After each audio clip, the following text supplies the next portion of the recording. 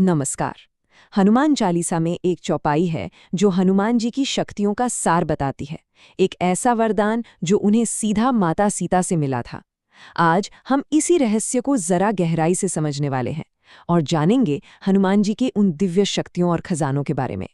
अष्टसिद्धि नवनिधि के दाता, असु वर दीन जानकी माता। सुनी सुनाई सी लगती है ना ये पंक्तियां। हम सब ने कहीं ना कहीं इन्हें जरूर सुना है, लेकिन इनके पीछे का जो गहरा मतलब है ना, वो ज्यादातर लोगों के लिए एक पहेली जैसा ही है। तो सवाल यही उठता है कि आखिर ये 8 अलौकिक शक्तियां यानी सिद्धियां और ये 9 दिव्य खजाने यानी निधियां असल में हैं क्या? तो चलिए आज इस रहस्य से पर्दा उठाते हैं। तो सबसे पहले बात करते हैं इस पहेली के पहले हिस्से की, हनुमान जी की 8 सिद्धियां। आप इन्हें उनकी डिवाइन सुपर पावर्स भी कह सकते हैं। पहली सिद्धि है अणिमा। ये वो शक्ति है जिससे हनुमान जी अपना आकार इतना छोटा कर सकते थे। सोचिए, एक अणु से भी छोटा, एकदम सूक्ष्म। इसका सबसे अच्छा उदाहरण तब का है जब हनुमान जी लंका पहुंचे थे। उन्होंने इसी अणिमा सिद्धि का इस्तेमाल किया, एक छोटा सा रूप लिया और रावण की पूरी लंका नगरी का कोना कोना छान मारा। और मजे की बात यह है कि किसी को कानो कान खबर तक नहीं हुई। दूसरी सिद्धि है महिमा, जो अणिमा से एकदम उलट है। ये अपने शरीर को असीमित रूप से, मतलब जितना चाहे उतना विशाल बनाने की शक्ति है। और ये हमें कब देखने को मिला? जब लंका जाते हुए राक्षसी सुरसा ने उनका रास्ता रोक लिया था। तब हनुमान जी ने महिमा सिद्धि का प्रयोग करके अपना शरीर 100 योजन तक फैला लिया था, अपनी जबरदस्त शक्ति का प्रदर्शन करते हुए। तीसरी सिद्धि है गरिमा। ये अपने शरीर को बेहिसाब भारी बनाने की क्षमता है, इतना भारी कि कोई आपको अपनी जगह से हिला भी न सके। इसका एक बहुत ही दिलचस्प किस्सा महाभारत में मिलता है। जब भीम को अपनी ताकत पर थोड़ा घमंड हो गया था, तो हनुमान जी एक बूढ़े वानर का रूप लेकर रास्ते में लेट गए। उन्होंने अपनी पूंछ को इतना भारी कर लिया कि महाबली भीम अपनी पूरी ताकत लगाकर भी उसे हिला नहीं पाए। इस तरह उन्होंने बड़े प्यार से भीम का घमंड तोड़ दिया था। तो ये तो थी 3 कमाल की सिद्धियां। अब जो बाकी की हैं वो भी कुछ कम नहीं है। देखिए, लघेमा मतलब अपना वजन एकदम हल्का कर लेना, लगभग 0। अशोक वाटिका में पत्तों के बीच छिपने के लिए इसी का तो इस्तेमाल हुआ था। फिर आती है प्राप्ति, जिससे कुछ भी, सचमुच कुछ भी तुरंत हासिल किया जा सकता है, और तो और किसी भी जीव की भाषा समझी जा सकती है। इसके बाद है प्राकाम्य, यानी मन की हर इच्छा पूरी करना। आसमान में उड़ना हो या पानी के अंदर रहना हो, सब मुमकिन था। फिर है ईश्वत्व, जो सब पर प्रभुत्व और एक दिव्य शक्ति देती है।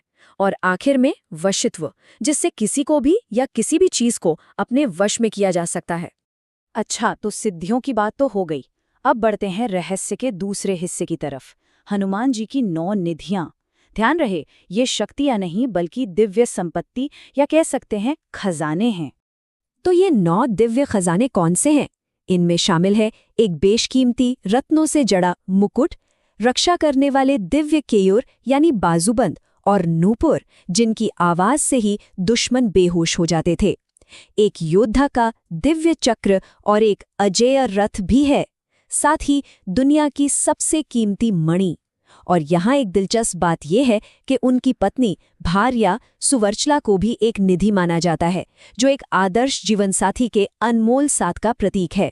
इसके अलावा जबरदस्त शक्ति का प्रतीक दिव्य गज यानी हाथी, और आखिर में पद्म, जो सात्विक और शुद्ध धन का गुण है।